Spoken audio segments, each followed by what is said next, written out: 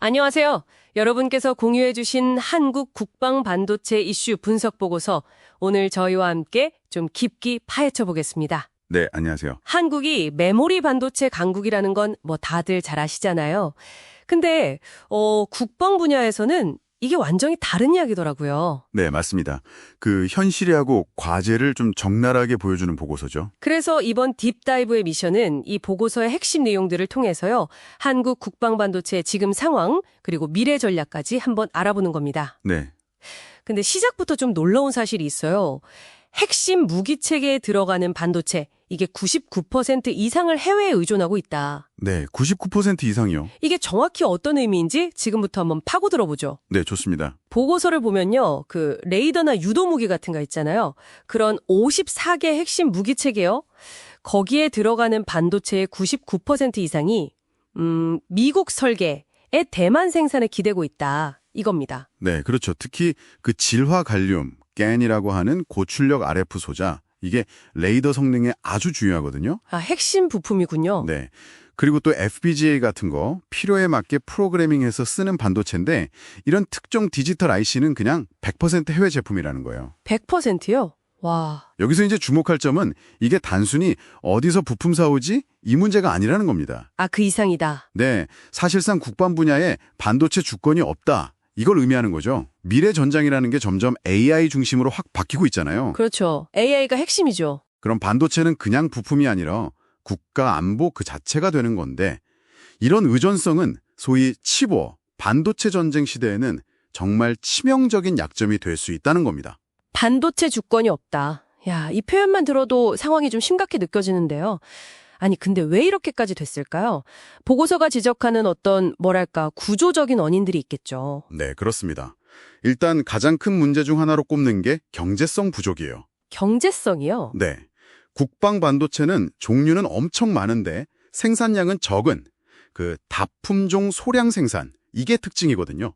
아, 많이 만들어서 파는 게 아니군요. 그렇죠. 그러니까 대량 생산으로 이익을 내야 하는 민간 기업 입장에서는 선뜻 뛰어들기가 어려운 구조죠. 기술력이 있어도 시장성이 안 나오면 그냥 개발을 포기해버리는 경우가 많다. 이런 분석입니다. 하긴 뭐 기업은 이윤을 추구해야 하니까 시장 논리만으로는 이게 참 안 되는 분야군요. 그럼 또 다른 문제도 있나요? 네. 국내에 이 국방용 반도체를 전문적으로 설계하는 회사, 그러니까 패브리스라고 하죠. 네, 설계 전문이요. 그리고 이걸 또 전문적으로 생산하는 공장, 파운드리, 이런 전용 인프라가 거의 없다는 점도 아주 큰 문제입니다. 생태계 자체가 부재한 거죠. 설계하고 생산할 기반 자체가 약하다. 네, 아이디어가 있어도 이걸 현실로 만들기가 어려운 환경인 겁니다. 게다가 이걸 좀 총괄적으로 지휘하고 조율할 컨트롤 타워도 그동안 좀 부족했다. 이런 지적도 있고요. 맞습니다. 부처 간의 협력도 좀 잘 안 되고 뭐 드론이라든지 이런 눈에 보이는 플랫폼, 완성품 개발에만 너무 집중하다 보니까 아, 당장 성과가 보이는 쪽에. 그렇죠.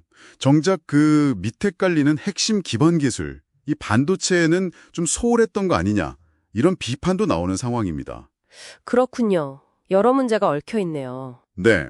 근데 이런 상황에서 미국의 그 반도체와 과학법, 칩스 액트라고 하죠. 이게 우리한테는 기회이면서 동시에 상당한 도전입니다. 기회이자 도전이다. 미국은 국방부에만 20억 달러, 우리 돈으로 조 단위죠. 이걸 투입해서 자체적인 국방용 반도체 공급망, 네트워크를 구축하려고 하고 있어요. 완전히 안보 관점에서 접근하는 거죠. 굉장히 강력하게 움직이네요. 네. 그러면서 한국을 핵심 파트너라고 언급은 해요. 협력하자고. 그런데 동시에 보조금을 받는 기업들한테는 중국 내에서의 생산 확대를 제한하는 이른바 가드레일 조항 같은 조건들을 내겁니다. 아, 제약이 따르는군요. 그렇죠. 보고서는 바로 이 지점에서 우리가 외교적으로나 전략적으로 상당히 어려운 줄타기를 해야 하는 딜레마에 놓여 있다고 분석하고 있습니다. 이건 뭐 어느 한쪽 입장을 지지한다기보다는 보고서가 보여주는 냉정한 현실 분석인 거죠. 상황이 정말 복잡하군요. 기회도 있지만 제약도 따르고. 자, 그렇다면 이 보고서가 제시하는 돌파구, 어떤 해법들을 이야기하고 있는지 궁금해집니다. 네, 핵심 전략으로 투트랙 접근법을 제안합니다. 투트랙이요? 네, 그러니까 AI나 통신용 반도체처럼 민간에서도 쓰고 군에서도 쓸 수 있는 이런 이중용도 분야는 대기업하고 방산업체가 좀 힘을 합쳐서 개발하고요. 아, 민간 기술을 활용하는 거군요. 그렇죠. 그리고 다른 한편으로는 시장성이 너무 없어서 민간이 참여하기 어려운 정말 순수 군용 반도체. 이런 건 정부가 주도해서 집중적으로 연구 개발을 하자는 겁니다. 정부 주도로. 네. 최근에 방위사업청에서 소형 위성용 반도체 같은 거 포함해서 5개 우선 과제를 선정했는데 이게 바로 이런 노력의 시작이라고 볼 수 있겠죠? 아, 그렇게 민간과 정부의 역할을 나누는 거군요. 근데 그것만으로 충분할까요? 기반이 약하다고 하셨는데. 물론 그것만으로는 부족하죠. 그래서 보고서는 국가 차원에서 종합적인 발전 전략을 세우고 이걸 아주 강력하게 추진할 컨트롤 타워를 빨리 만들어야 한다고 강조합니다. 컨트롤 타워가 역시 중요하군요. 네. 그리고 또 하나 중요한 게 국내 패블리스 기업들이 아이디어를 실제 칩으로 만들고 테스트할 때 자꾸 해외에 의존해야 하잖아요. 네, 아까 말씀하셨죠. 이걸 국내에서 해결할 수 있도록 설계 지원부터 생산, 패키징, 그리고 군용은 신뢰성 인증이 굉장히 까다롭거든요.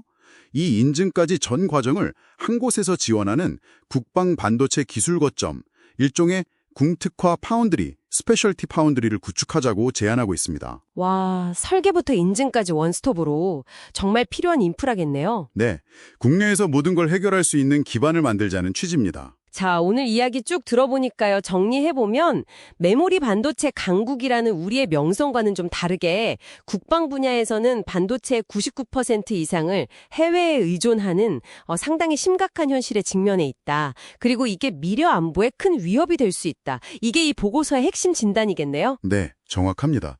보고서는 국방 반도체 자립이 더 이상 하면 좋은 선택의 문제가 아니라 생존의 문제라고까지 규정하고 있습니다. 생존의 문제다. 네, 그래서 이걸 해결하기 위해서 민관군이 정말 역량을 다 모으는 투트랙 전략, 그리고 강력한 국가 리더십, 이게 필수적이라고 강조하는 거고요.